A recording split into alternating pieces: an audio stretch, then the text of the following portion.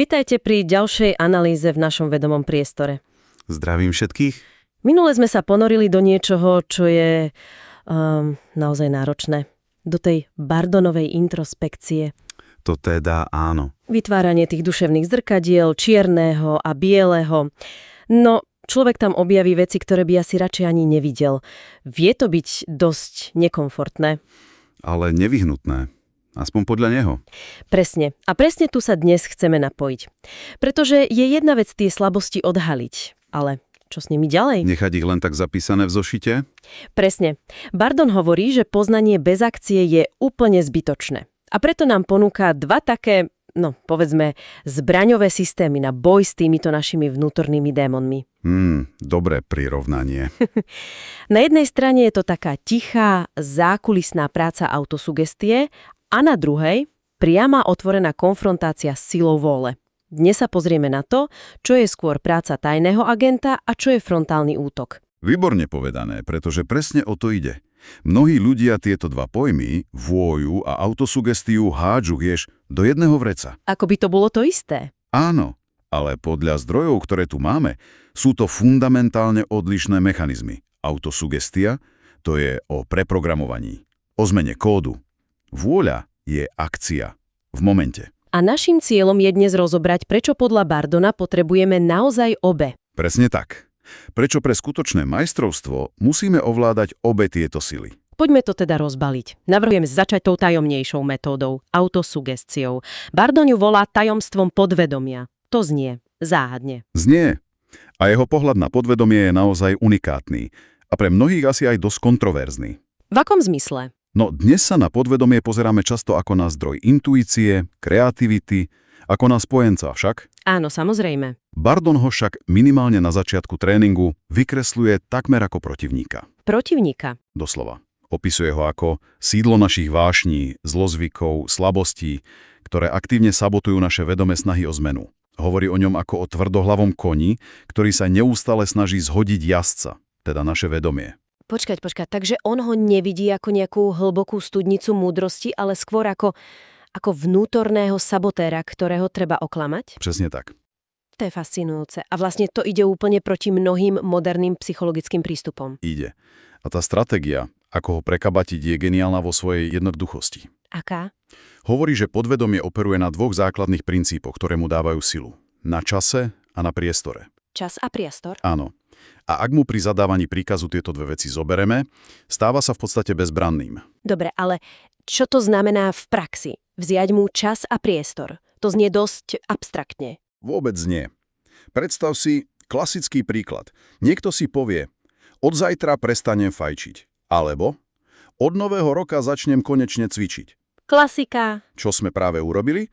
Dali sme podvedomiu čas. Zajtra, od nového roka a podľa Bardona je toto fatálna chyba. Prečo? Pretože podvedomie ten čas využije. Pripraví si celý arzenál protiargumentov, pochybností, prekážok. Do rána nás presvedčí, že jeden deň hore-dole nič nezmení, že sme mali ťažký deň a zaslúžime si odmenu, alebo vieš čo, začneme od pondelka. To poznám až príliš dobre. Vždy vyhrá. Pretože sme mu dali čas sa opevniť. Rozumiem. Je to ako oznámiť nepriateľovi presný čas a miesto útoku. Takže tu sa láme ten rozdiel medzi pasívnym želaním a skutočným preprogramovaným. Ako teda vyzerá príkaz, ktorý mu ten čas odoberie? A sme pri jadre. Príkaz musí byť formulovaný v prítomnom čase. A v rozkazovacom spôsobe. Absolútne. Bez diskusie. Napríklad? Nie prestanem piť, ale nepijem. Alebo ešte lepšie. Alkohol sa mi protiví. Nie budem sebavedomý, ale som sebavedomý. Fíha. Všimni si ten rozdiel. Veta budem sebavedomý vlastne hovorí, že teraz ním nie som. A podvedomie sa toho chytí a povie, áno, máš pravdu, nie si. Ale veta som sebavedomý Je priamy, nespochybniteľný fakt. Neponúka priestor na debatu, obíde ten kritický faktor vedomia a ide priamo do systému ako nový operačný príkaz. Dobre, teoreticky to znie skvele, ale má Bardon aj nejaké konkrétne triky alebo finty, ako to robiť v praxi? Pretože asi nestačí len tak si opakovať nejakú vetu. Má a sú veľmi konkrétne. Prvým je načasovanie. Načasovanie? Hovorí, že počas dňa sú dve ideálne okná, kedy je brána do podvedomia najviac otvorená. A to sú? Tesne pred zaspaním a hneď po prebudení. V tom stave, volá sa aj hypnagogický, je naše racionálne, bdelé vedomie utlumené. Je v polospánku, nekladie odpor. Čiže je to ako prepašovať správu do pevnosti, keď strážnik zaspal. Perfektné prirovnanie. Presne o to ide. Chytré. To dáva zmysel. Čo ďalej? Ďalší bod na to priamo nadväzuje. Myšlienky, s ktorými zaspávame. Bardon dôrazne varuje, aby človek nikdy, ale nikdy nezaspával so starosťami, so strachom, s negatívnymi scénármi v hlave. Prečo? Pretože podvedomie je ako pôda. Čokoľvek do nej večer zaseješ, bude to tam celú noc klíčiť a rásť. Ak zaspávaš so strachom zo zajtrajšej prezentácie, podvedomie ti celú noc bude generovať desiatky dôvodov, prečo to dopadne zle.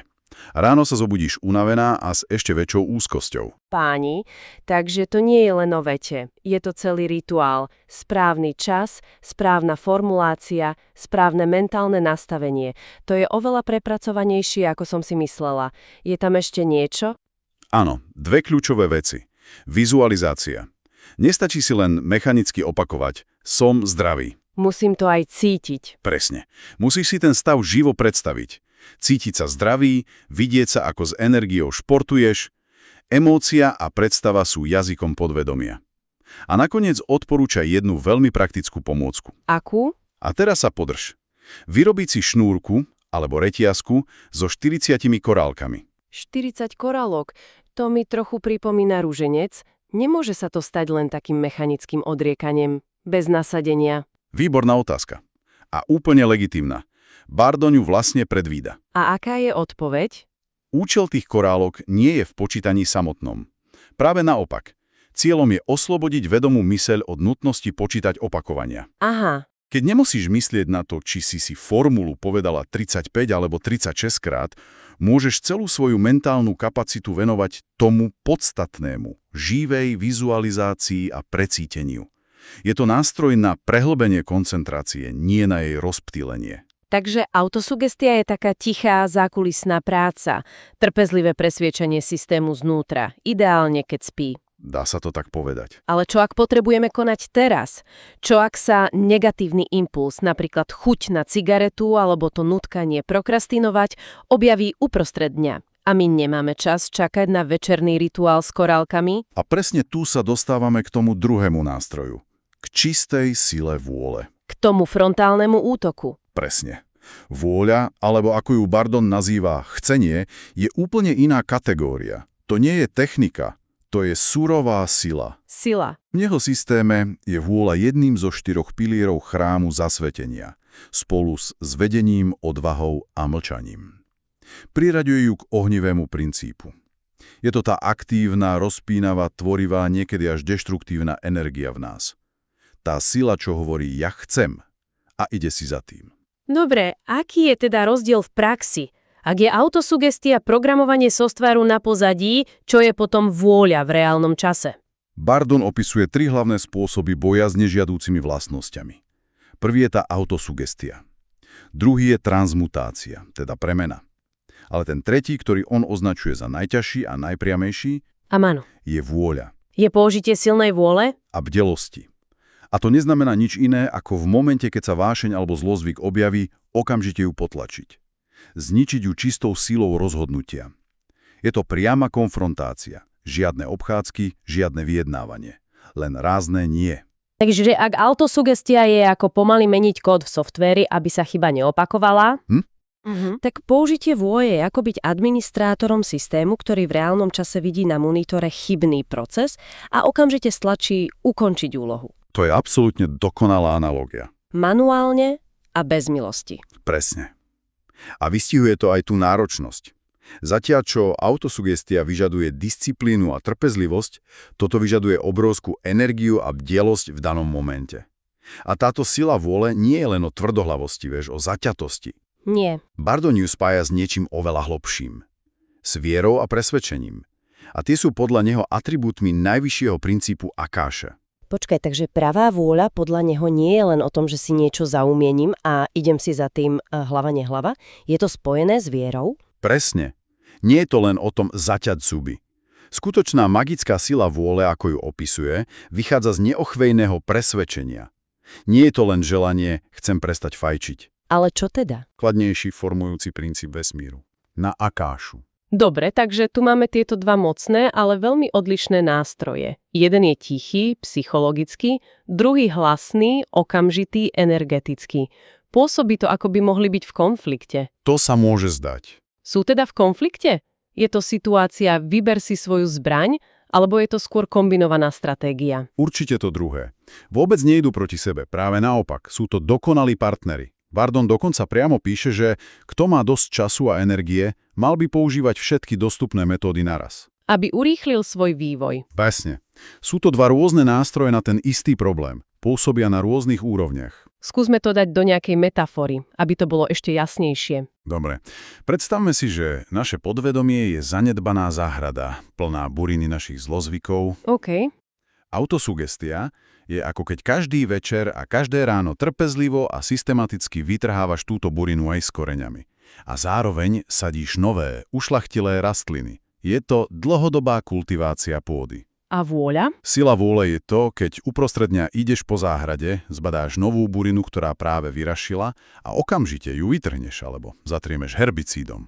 Rozumiem. Jedno pripravuje pôdu a systematicky oslabuje nepriateľa. A druhé aktívne bojuje na fronte v prítomnom okamihu. Spolu tvoria neporaziteľnú stratégiu. Táto analogia je skvelá, takže otázka vlastne nie je, ktorá metóda je lepšia, ale skôr ako ich inteligentne kombinovať. A zdá sa mi, že základom pre obe je to, čo sme spomínali na začiatku.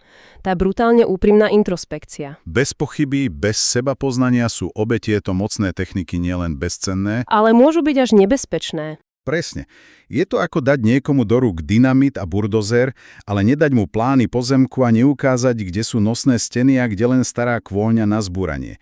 Najprv musíme vytvoriť to presné a nekompromisné zrkadlo duše. Až keď presne vieme, ktorú burinu chceme vytrhnúť, A akú kvetinu chceme na jej mieste zasadiť, až potom môžeme začať efektívne používať tieto nástroje. z dnešnej analýzy si odnášam hlavne ten zásadný rozdiel. Autosugestia je inteligentný psychologický ťah, ktorý obchádza odpor podvedomia. Je to tak trochu hacknutie vlastnej mysle. Áno. A vôľa je naopak priamy stret. Ide proti odporu čelom a premáha ho čistou koncentrovanou silou. Jedno je diplomacia, druhé je otvorená bitka. A obe metódy poukazujú na hlavnú myšlienku celého Bardonovho diela. A to je. Že to nie je o pasívnom snívaní, modlitbách alebo čakaní na zázrak. Je to aktívny, systematický a neuveriteľne disciplinovaný tréning.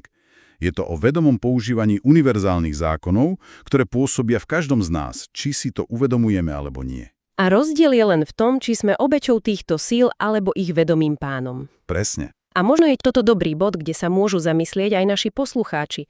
Ako sa im zatiaľ darí s tou introspekciou? Prinieslo to už nejaké uvedomenia? Určite áno. A je dôležité povedať, že je to len začiatok. Máme pred sebou ešte 5 dielov, takže tá cesta je dlhá, ale stojí za to. Určite. A to nás privádza k záverečnej myšlienke. Áno.